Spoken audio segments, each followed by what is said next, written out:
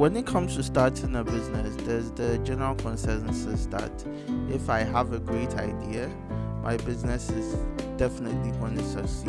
And you notice that most people who have this perception of how it takes to market, or what it takes to market and get consumers in, and what it takes to actually grow a business, have maybe not experienced having to go through the process.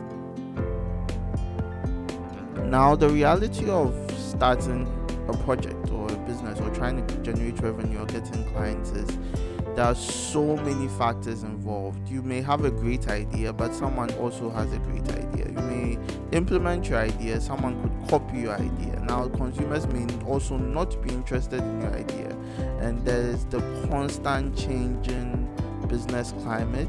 There are the regulators. There are so many elements and factors that go into having that consistency when you are starting a small business.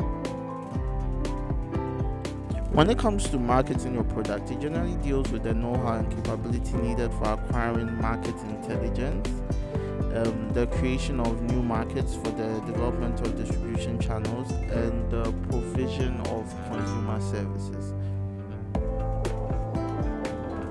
Now, in today's ever-changing business climate and increasing volatile environment, according to who you ask, there is the need to be aware of what your consumers want and what your consumers would want in the future, and how your consumers are currently performing, or what they feel about your product. So, as someone who's just decided to start a business, first of all, what your expectations are is very important, and your expectations must be realistic, or else you may be disappointed. Sometimes it takes a year to sell one product, sometimes it takes 2 years to sell one product. Sometimes you may start something, and in the first year you realize, okay, this was not a good idea, so maybe I should stop the business altogether or change the structure of the business. Now, all this has to do with expectations, research, know-how, and market intelligence. Now, it's not easy to always understand what your consumers want, because you may conduct the research and there are lots of factors that go into what the feedback is, etc. Also, you may have competitors selling their products at a certain price, which you could maybe cannot sell below that price because of where you are getting your resources from.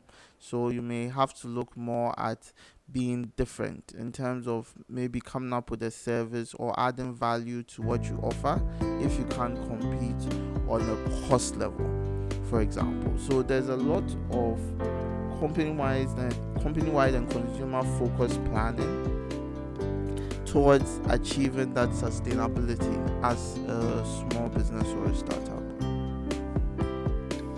So say I'm starting a company from scratch and I have a product, or came across a product I think I can sell.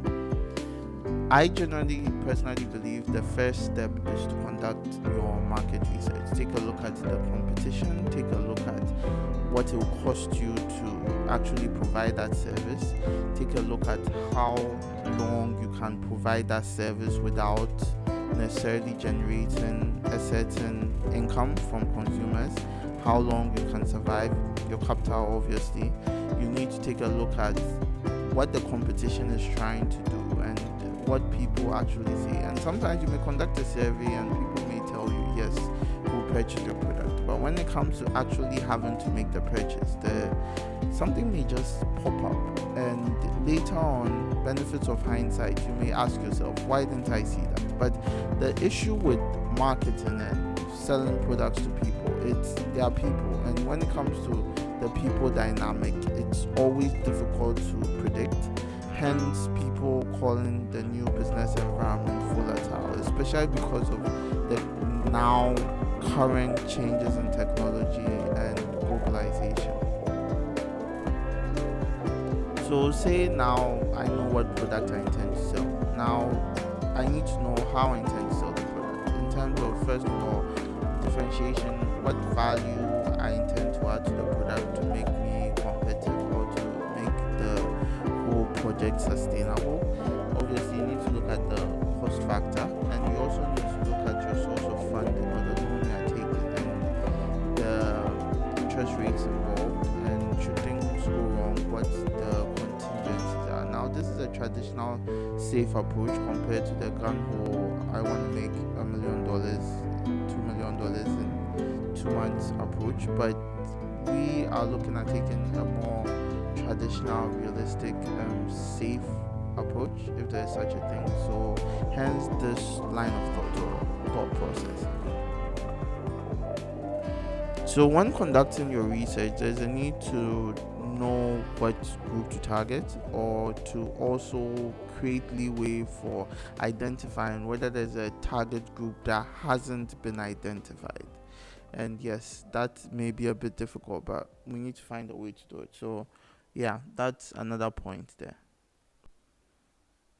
Now, once you have, say, one consumer buy your product or purchase your service, if it's a service, you need to focus on the quality of the service, obviously. And if it's a product, you need to focus on the quality of the product, because you want recommendations. But there's also a need for feedback, so you know how to constantly work on and improve on what you are offering.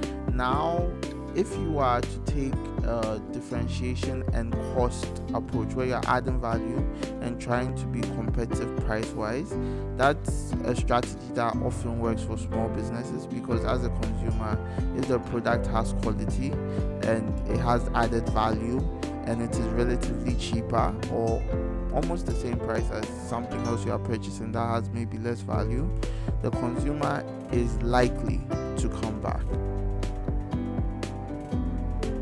Also, the definition of failure as a new project or startup is very important, because yes, we all have different personalities, but so often you see people feel like they made a mistake or they made a choice they shouldn't have made.